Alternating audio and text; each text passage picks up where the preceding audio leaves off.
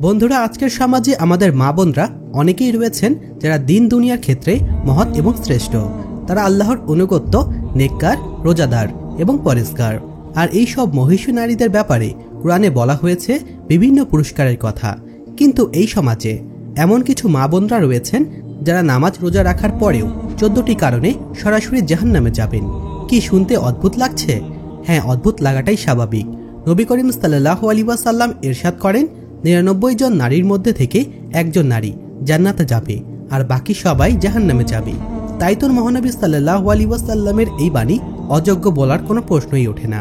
তবে কি এমন কাজ রয়েছে যার কারণে নামাজ রোজা রাখার পরেও নারীরা জাহান্নামে যাবে?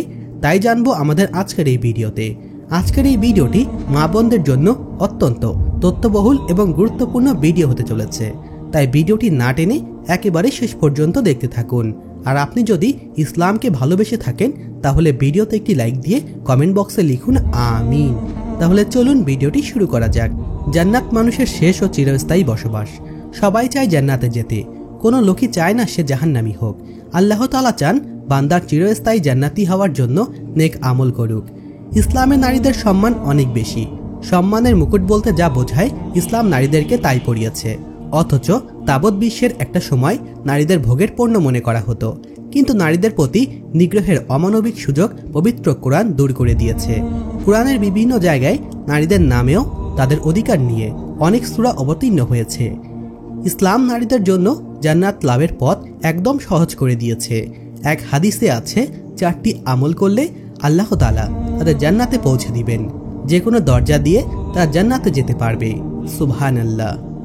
1. 5 ওয়াক্ত নামাজ আদায় করা। নামাজ ছাড়া কোনো লোকই জান্নাতে যেতে পারবে না। কারণ ইসলামের 5টি স্তম্ভের মধ্যে নামাজ ধনী গরিব সবার জন্যই ফরজ করা হয়েছে। দেহের বিন্দু পরিমাণ জ্ঞান থাকা পর্যন্ত কোনো অবস্থাতেই কোনো ব্যক্তির জন্য নামাজ বাদ দেওয়ার বিধান নেই। কেননা পরকালে সকল মুসলমানের কাছে সর্বপ্রথম নামাজের হিসাব চাওয়া হবে। যে ব্যক্তি নামাজের হিসাব যত সহজে দিতে পারবে তার জন্য পরবর্তী সব হিসাব সহজ করে দেওয়া হবে। সুবহানাল্লাহ। 2. রমজান মাসে সিয়াম পালন করা। নারীদের উপরে রমজান মাসে সবগুলো রোজা রাখা ফরজ করা হয়েছে। আল্লাহ তাআলা বলেন, হে ঈমানদারগণ, তোমাদের উপরে রোজা ফরজ করা হয়েছে যেমন ফরজ করা হয়েছিল তোমাদের পূর্ববর্তীদের উপরে, যাতে করে তোমরা মুত্তাকি হতে পারো। সূরা বাকারা আয়াত নাম্বার 183। রোজার প্রতিদান আল্লাহ তাআলা রব্বুল আলামিন নিজেই দেবেন এবং বিনা হিসাবে দিবেন। আল্লাহ তাআলা রোজাদারকে কিয়ামতের দিন হাজে কাউসারের পানি পান করাবেন। রোজা হলো জান্নাত লাভের আসল পথ। সুবহানাল্লাহ। 3. লজ্জা স্থানের হেফাজত করা। এ বিষয়ে রাসূল করিম সাল্লাল্লাহু আলাইহি ওয়াসাল্লাম যে 2টি অঙ্গ সম্পর্কে সতর্ক করেছেন তার মধ্যে দ্বিতীয় অঙ্গটি হলো লজ্জাস্থান। যারা এই অঙ্গটির হেফাজত করে তাদের সফল বলে আখ্যা দেওয়া হয়েছে পবিত্র কোরআনে।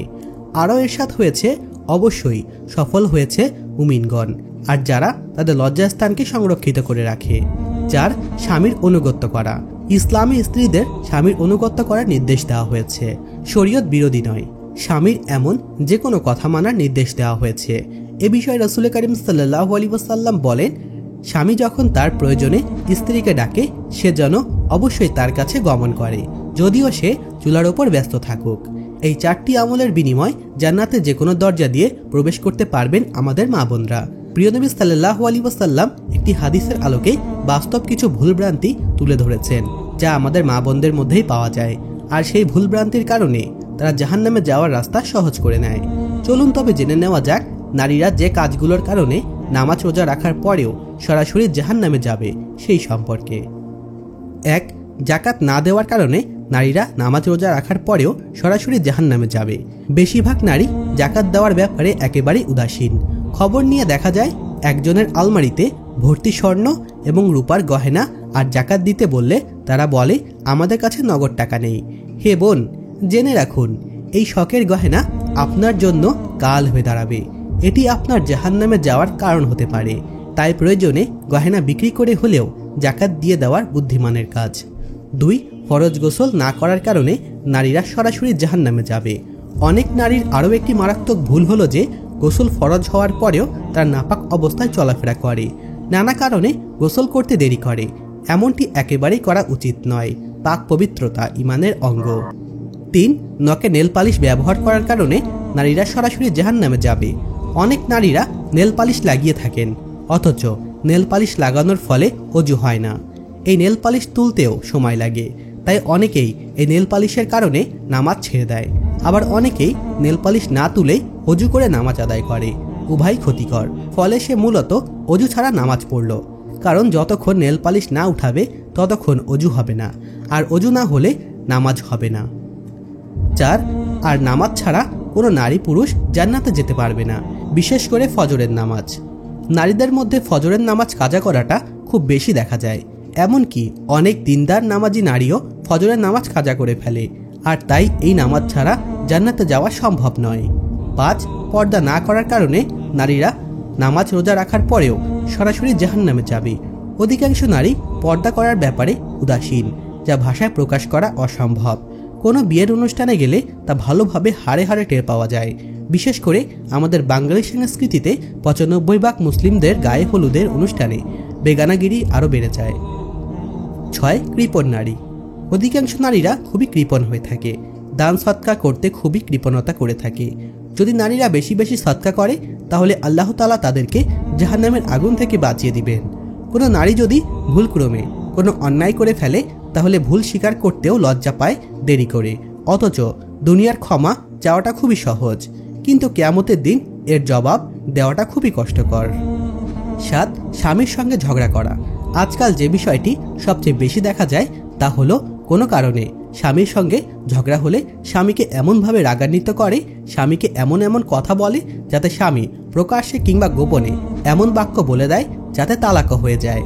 আর তালাক হয়ে যাওয়ার পরেও সে স্বামীর সঙ্গে সংসার করতে থাকে, যা ইসলামে অত্যন্ত মারাত্মক হারাম কাজ। আল্লাহ তাআলা আমাদের বদমেজাজের হাত থেকে রক্ষা করুন, আমিন। 8, লোক দেখানো আমল করা। তাছাড়া অধিকাংশ নারীর নেক আমলেই দেখা যায় শুধুমাত্র লোক দেখানো। কেননা পুত্রবধূ আমল করে শাশুড়ির ভয় কিংবা লোক কি বলবে এই ভয়ে আমল করে, যেখানে আল্লাহর ভয় থাকে না, আল্লাহর সন্তুষ্টির নিয়ামত থাকে না, আর যার ফলে তার আমলের খাতা শূন্য হয়ে যায়। 9, গীবত করা। দুজন নারী যখন মিলিত হয় তখন তাদের আলোচনার বিষয়বস্তু হয় তৃতীয় জনের গীবত করা। আর অধিকাংশ নারীদের স্বভাবই এমন হয় যে তারা কয়েকজন একত্রিত হলে কথা না বলে থাকতে পারে না, আর কথায় বিষয়বস্তু হয়ে থাকে গীবত অর্থাৎ পরনিন্দা করা। আর গীবত করতে করতে অনেক নারী জাহান্নামের দরজায় পৌঁছে যায়। 10, অবৈধ সম্পর্ক করার কারণে নারীরা নামাজ রোজা রাখার পরেও সরাসরি জাহান্নামে যাবেন। অবৈধ সম্পর্ক হচ্ছে নারীর শাস্তির তৃতীয় কারণ। মহানবী সাল্লাল্লাহু আলাইহি ওয়াসাল্লাম যে মহিলাকে সতে ঝুলা অবস্থায় দেখতে পেয়েছিলেন তার বর্ণনা করতে গিয়ে বলেন, ওই নারী ছিল বিবাহিত। সেই বিবাহিত হওয়ার সত্ত্বেও তার সম্পর্ক ছিল পরপুরুষের সাথে। আল্লাহ তাআলা পবিত্র কোরআনে লজ্জাস্থান হেফাজতকারী মহিলাকে জান্নাতি বলে ঘোষণা করেছেন। অন্য আয়াতে জিনহাকারী মহিলা এবং জিনহার পরিবেশ সৃষ্টিকারিণী মহিলার সম্পর্কে কঠোর আযাব ও শাস্তির কথা ঘোষণা করেছেন। 11, নিজের সন্তানদের রাগের বশে গালাগালি করা। অনেককেই দেখা যায় যে সন্তান একটু দুষ্টুমি করলে তাকে গালিগালাজ করে, এমনকি গালি দিতে দিতে শৈল্পিক পর্যায়ে চলে যায়। তাই মা বোনেরা একটা কথা মনে রাখবেন, জবানকে হেফাজত করা অত্যন্ত গুরুত্বপূর্ণ, কারণ মহান আল্লাহ তাআলা রব্বুল আলামিন জবানকে হেফাজত করতে বলেছেন পবিত্র কোরআনে। তাই গালিগালাজ করার কারণে আপনি জাহান্নামে যেতে পারেন। 12, কুদারনা রোগী হওয়া। অধিকাংশই নারী কুদারনা রোগী হয়ে থাকেন, আর সামান্য সন্দেহ থেকে কুদারনার আর সেই কুদারনার থেকে মিথ্যা অপবাদের মতো কবিরা গুনায় লিপ্ত হয়ে যান, যা জাহান্নামে নিয়ে যাওয়ার মতো একটি কারণ। 13, অবহেলা করা। নারীদের আরও একটি বিষয় হলো অবহেলা। তা হলো প্রয়োজনে তারা স্বামীর কাছ থেকে টাকা নেয়, কিন্তু তার স্বামী কোথা থেকে টাকা আনছে সেদিকে খবরদারি রাখে না। স্বামী কি চুরি করে আনছে নাকি ঘুষের টাকা আনছে সে ব্যাপারে তাদের কোনো মাথা ব্যথা নেই, অথচ এটাও জাহান্নামে যাওয়ার একটি কারণ। 14, অন্য ধর্মাবলম্বীর সংস্কৃতি পালন করা। নারীরা সমাজে আরও একটি ভুল হলো তাদের কখনোই যদি বলা হয় এটি অন্য ধর্মাবলম্বীর সংস্কৃতি তখন তারা সেটি বেশি করে পালন করে, কিন্তু যদি বলা হয় এটি নবী করিম সাল্লাল্লাহু আলাইহি ওয়াসাল্লামের সুন্নাত তখন তারা সেদিক থেকে মুখ ফিরিয়ে নেয়। তাই তো নবী করিম সাল্লাল্লাহু আলাইহি ওয়াসাল্লাম ইরশাদ করেন, 99 জন নারীর মধ্যে একজন নারী শুধু জান্নাতে যাবে আর বাকি সবাই জাহান্নামে যাবে। এ বিষয়ে হাদিসের আলোকে যা আলোচনা করা হলো তা আমাদের মা বোনদের জন্য খুবই গুরুত্বপূর্ণ। আশা করি সব মা বোনরা উক্ত বিষয়গুলো গুরুত্বর সাথে গ্রহণ করবেন। মহান আল্লাহ তাআলা রব্বুল আলামিন আমাদের সৎ পথে চলার তৌফিক দান করুন। আমিন।